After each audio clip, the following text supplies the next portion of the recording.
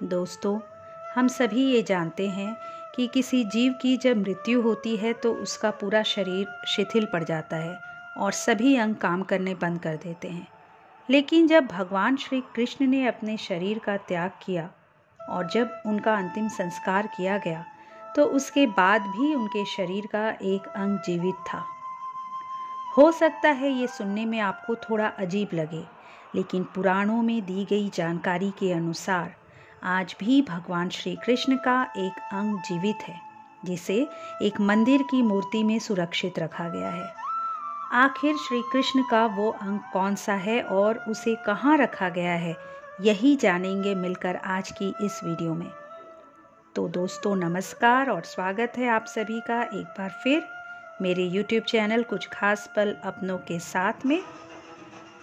द्वापर युग में जब भगवान श्री हरि ने श्री कृष्ण के रूप में अवतार लिया तो ये उनका मानव रूप था और सृष्टि के नियम के अनुसार हर मानव की तरह भगवान विष्णु के इस रूप की भी मृत्यु निश्चित थी। कहा जाता है कि महाभारत युद्ध होने के बाद गांधारी ने श्री कृष्ण को श्राप दिया था कि जिस तरह से मेरे वंश का नाश हुआ है उसी प्रकार से तुम्हारा और तुम्हारे वंश का भी आपस में लड़ते हुए नाश हो जाएगा। और महाभारत का युद्ध समाप्त होने के 36 वर्ष बाद गांधारी के इस श्राप का असर आरंभ होने लगा। अभिशाप के कारण द्वारिका में एक गृह युद्ध में सभी यादव प्रमुखों की मृत्यु हो गई। इसके बाद भगवान श्री कृष्ण द्वारिका छोड़ चुके थे। एक दिन श्री कृष्ण एक पेड़ के नीचे आराम कर रहे थे, तभी एक बहेलिया हिरण का पीछा करते हुए वहां पहुंच गया। उसने कृष्ण के पैरों को हिरण समझ लिया और तीर चला दिया और वो तीर श्री कृष्ण के पैर पर जा लगा। जैसे ही बहेलिया को अपनी गलती का एहसास हुआ वो श्री कृष्ण के पास पहुंचा और उनसे माफ़ी मांगने लगा। उसके हाथों श्री कृष्ण के पैर पर तीर का लगना स्वयं भगवान की लीला का ही एक हिस्सा था, जिसके बाद श्री कृष्ण ने उसे बताया कि उसकी कोई गलती नहीं है, बल्कि इसी तरह उन्हें धरती त्यागनी है। मान्यता के अनुसार श्री कृष्ण द्वारा शरीर त्यागने के बाद अर्जुन ने उनका अंतिम संस्कार किया।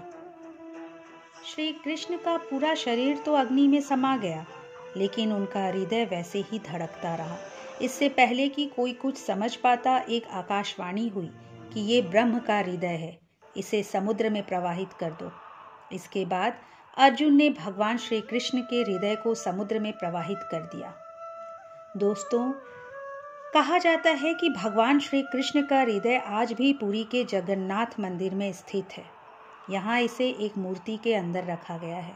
भगवान के इस हृदय अंश को ब्रह्म पदार्थ कहते हैं। भगवान श्री जगन्नाथ की मूर्ति का निर्माण नीम की लकड़ी से किया जाता है और हर 12 साल में जब भगवान जगन्नाथ जी की मूर्ति बदली जाती है तो इस ब्रह्म पदार्थ को पुरानी मूर्ति से निकालकर नई मूर्ति में रखा जाता है। दोस्तों, जब इस रस्म को किया जाता है तो उस समय पूरे शहर की बिजली काट दी जाती है। इसके बाद मूर्ति बदलने वाले पुजारी भगवान के हृदय को बदलते हैं और जो पुजारी ये कार्य करता है उसकी आंखों पर भी पट्टी बांधी जाती है, क्योंकि मान्यता के अनुसार जो इस हृदय को देख लेता है उसकी मृत्यु हो जाती है। इस रस्म को करने वाले पुजारी बताते हैं कि जब वो हृदय को एक मूर्ति से दूसरी मूर्ति में रखते हैं तो उस समय उन्हें हृदय के धड़कने का एहसास होता है। जब वो अपने हाथों से हृदय को पकड़ते हैं तो ऐसा लगता है मानो कोई छोटा सा खरगोश उनके हाथ में हिल रहा हो।